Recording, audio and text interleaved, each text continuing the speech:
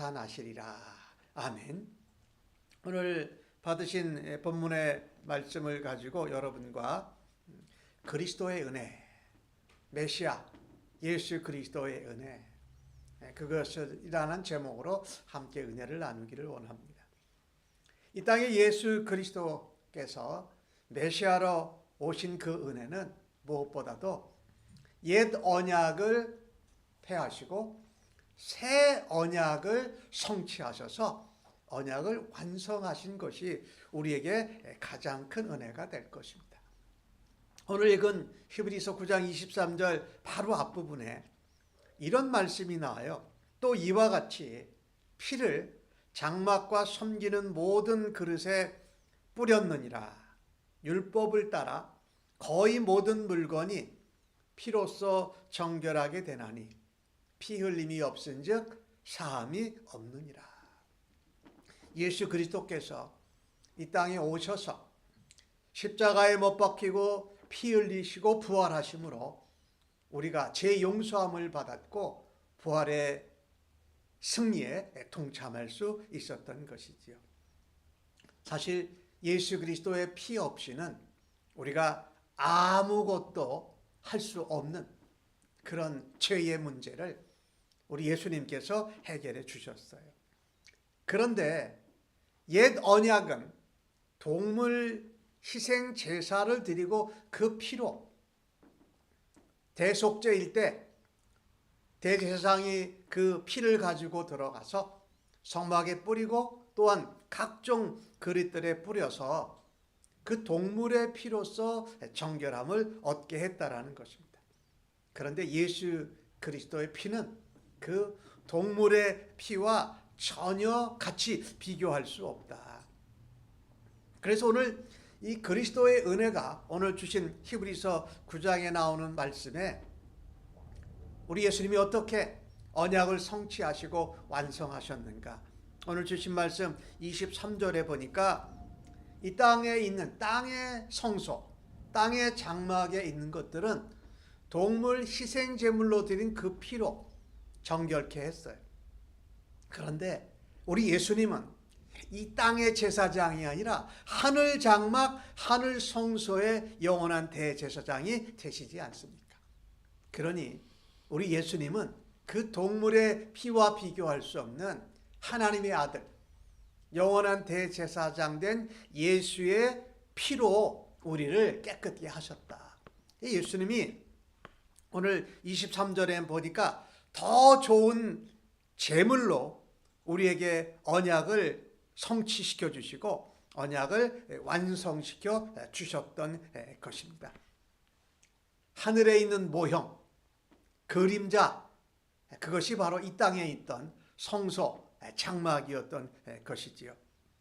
그러나 예수님께서 2000년 전에 하늘나라 영원한 대제사장 되신 분이 동물 희생제물과 비교할 수 없는 하나님의 아들, 하늘 장막의 대제사장 되신 예수님께서 직접 더 좋은 제물이 되어 주셨던 것이지요. 이것이 우리에게 얼마나 소중한지 모릅니다.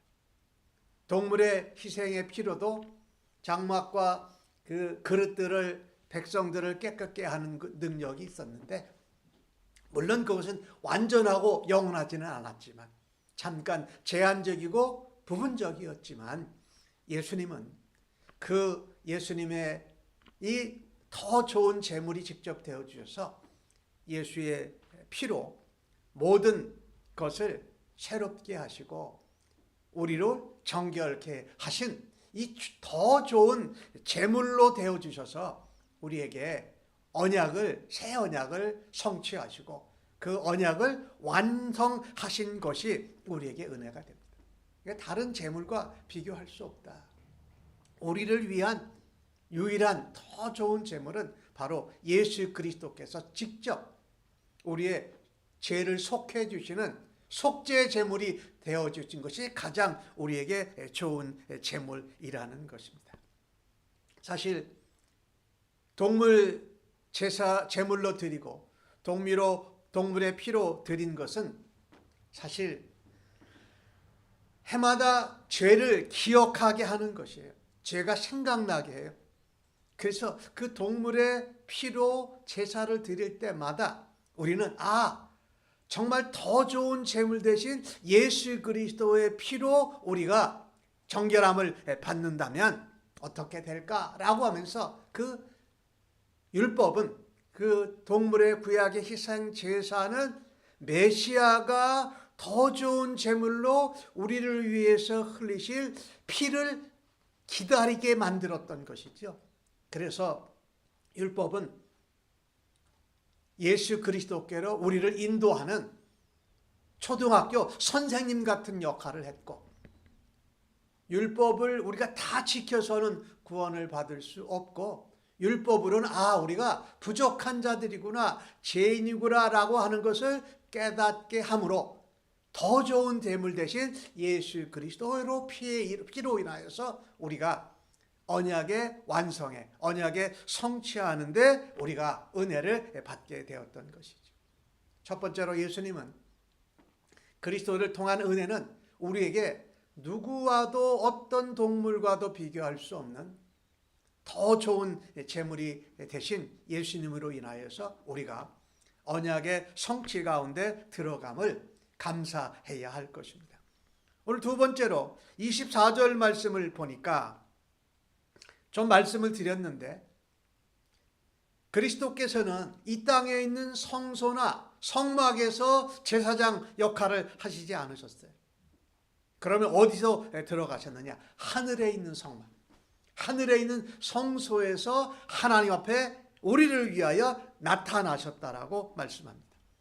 예수님께서요, 이 땅에는 레위 지파 아론의 후손들을 따라서 제사장들, 그 가운데 대제사장들이 섬겼어요.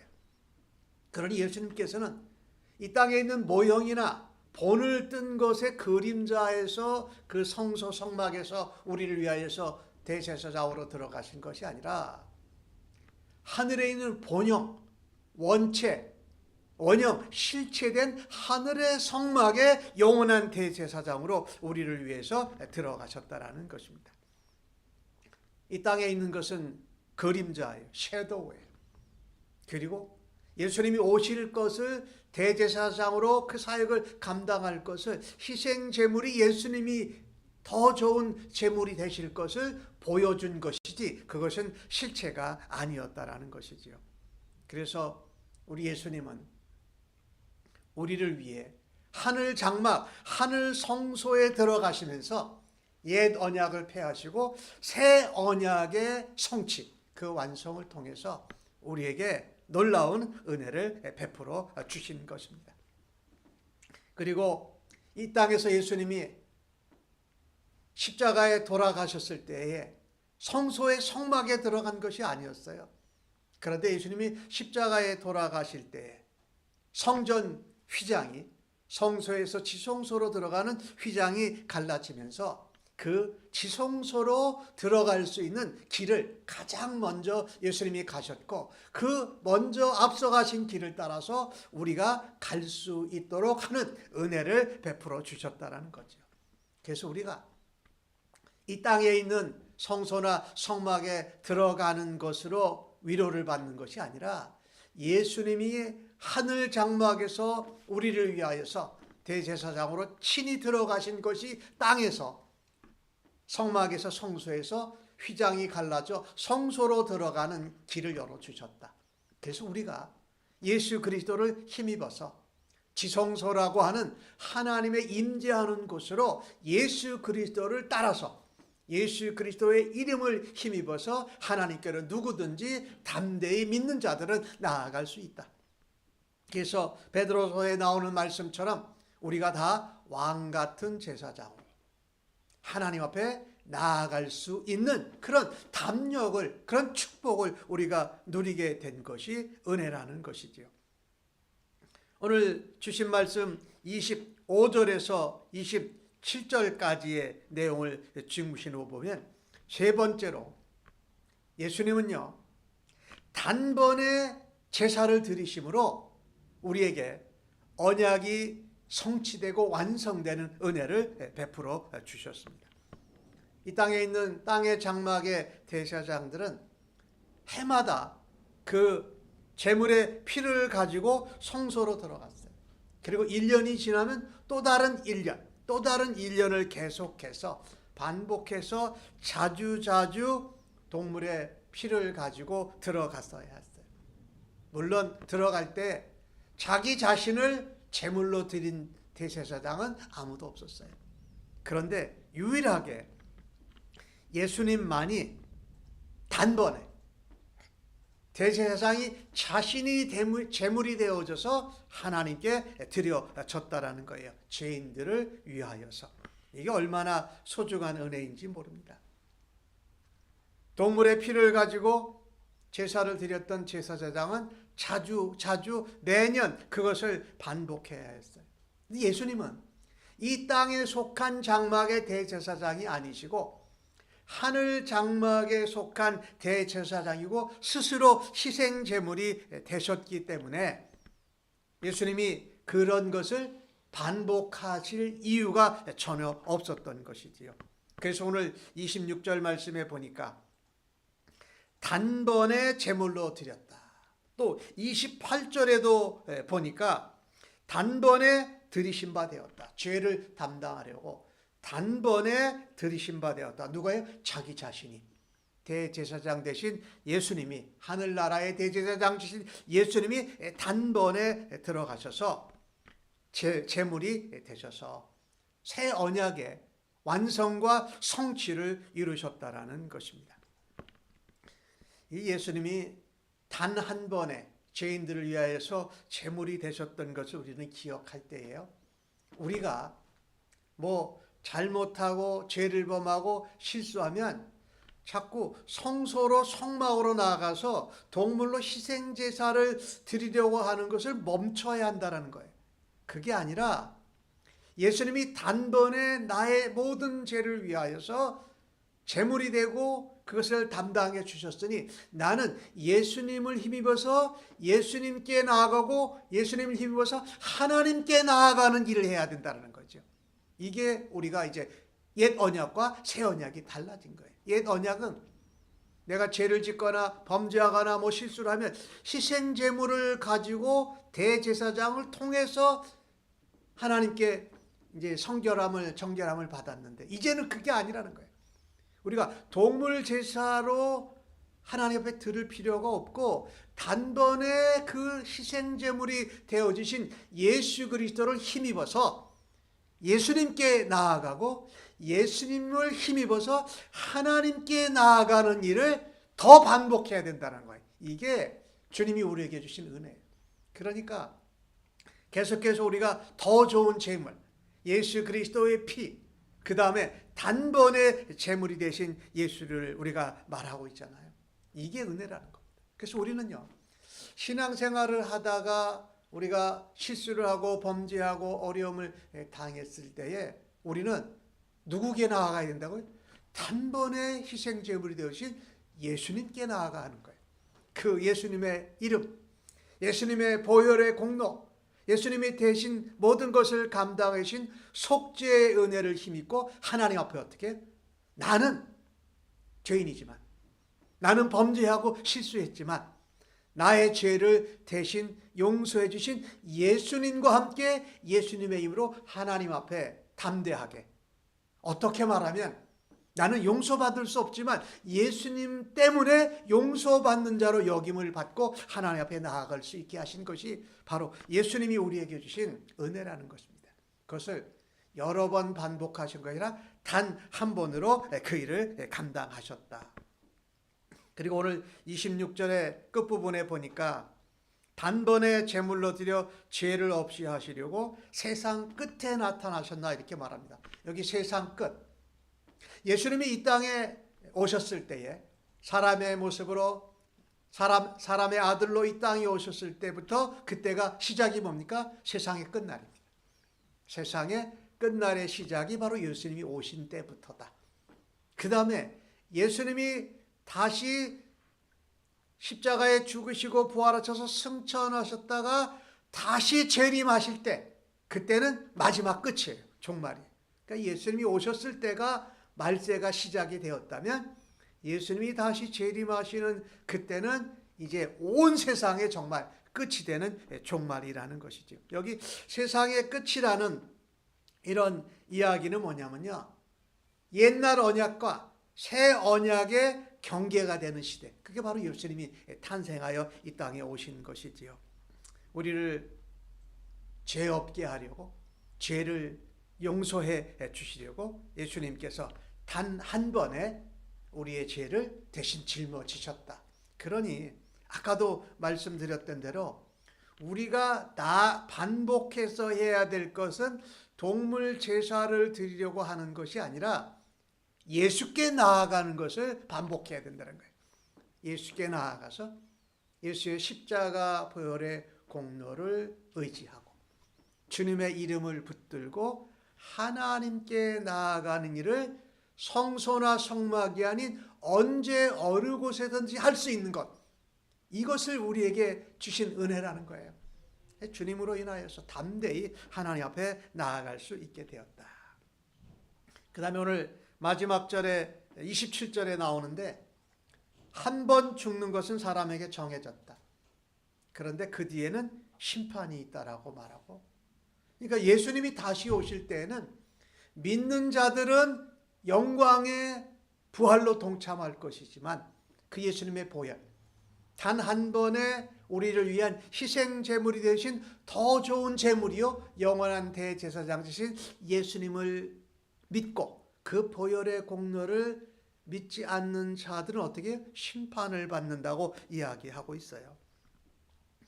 그래서 예수님이 우리에게 주신 은혜는 뭐냐면요, 주님이 다시 오신다라는 게, 재림하신다라는 게 은혜예요. 오늘 28절에 그렇게 말하죠. 죄와 상관없이 자기를 바라는 자들에게 두 번째 나타나시라. 이게 재림이에요.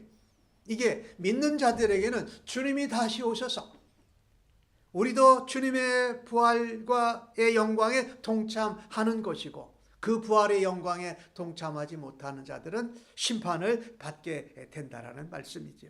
그러니 우리는요, 주님이 이 마지막 시대에, 말세에 마지막 예수님 다시 재림하실 것만 남아있는 이 시대 가운데 우리는 뭐예요? 소망을 갖게 하셨어요. 그죠? 주님이 다시 오신다라는 게 우리에게 소망이라는 거예요.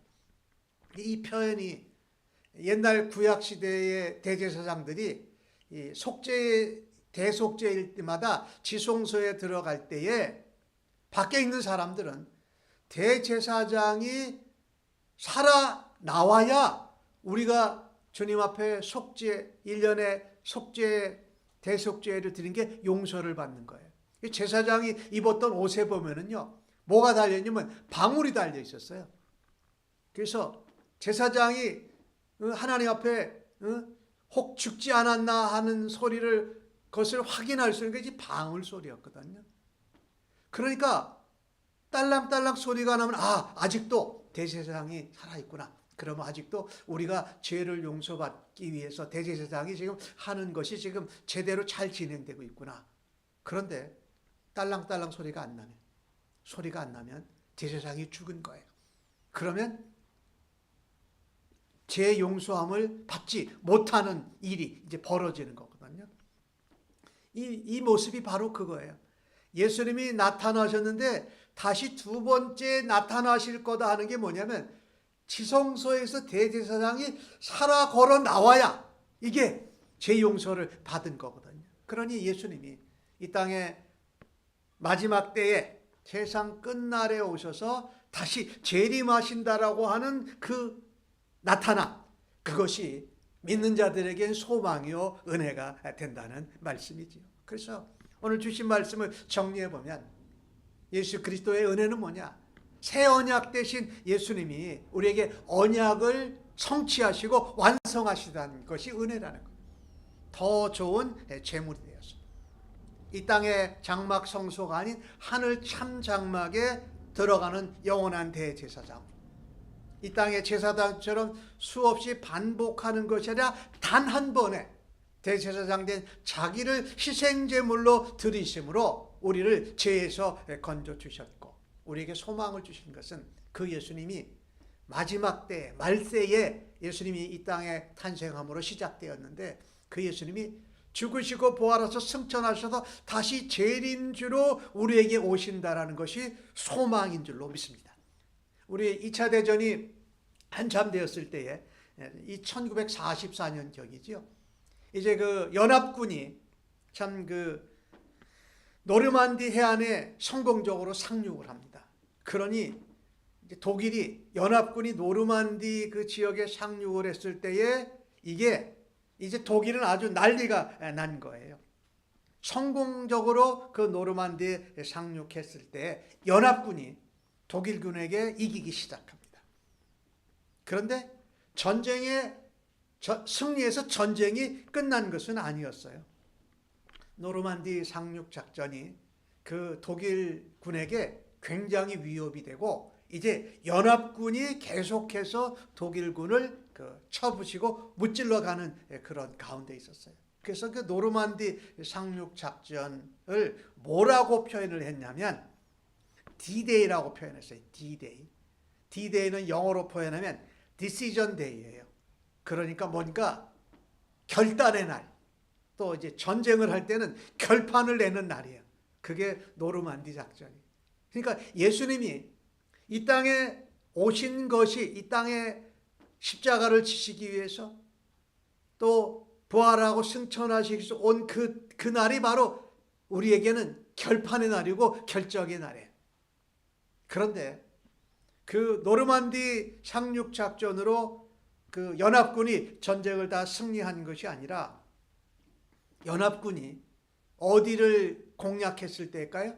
독일군의 수도 베를린을 함락했을 때. 그때 2차 대전이 끝났어요. 그래서 그 베를린을 함락하고 정복한 그날을 무슨 데이라고 하면 V-Day라고 해요. Victory Day. Victory Day. 그러니까 결판의 날, 결단의 날로부터 Victory Day까지는 간격이 있잖아요. 그 간격이 뭐냐면요. 승패가 정해진 날, 그리고 완전히 승리한 날 사이에는 뭐가 있습니까? 간격이 있죠. 그것과 똑같이 우리가 예수님이 이 땅에 오셔서 야 사단 마귀에게 죄와 사망의 권세를 가지고 휘두르는 행사하기에 너 이제 D-Day에 왔어. 너 이제 결판 나는 날, 결단 날이 왔다 하는 것이 예수님이 이 땅에 오신 일이고, 그 다음에 예수님이 사망 권세 모두 다 이겨내시고 승천하신 부활하신 주님을 믿는 자들이 주님이 다시 재림하실 때에 우리가 어떻게 완전한 승리에 동참하는 날이 바로 승리의 날, 빅토리 데이라는 것이죠. 우리는 예수님으로 인하여서 가장 놀랍게 받은 은혜가 있다면 옛 언약이 아닌 새 언약대로 예수님이 이 땅에 오시고 십자가에 죽으시고 부활 승천하다가 다시 재림하여 오신다라는 승리의 날을 소망하면서 그리스도의 은혜 가운데 우리의 온전한 더 좋은 제물 되시고 참 하늘 장막의 영원한 대제사장 되신 예수님, 그 대제사장이 자기를 스스로 희생제물 속죄 제물이 되게 하셔서 우리에게 승리의 날에 우리를 다시 만날 것을 기다리고 계시는 주님을 소망하면서 은혜 가운데 살아갈 수 있는 우리 모두가 되어지기를 예수님의 이름으로 간절히 축복합니다.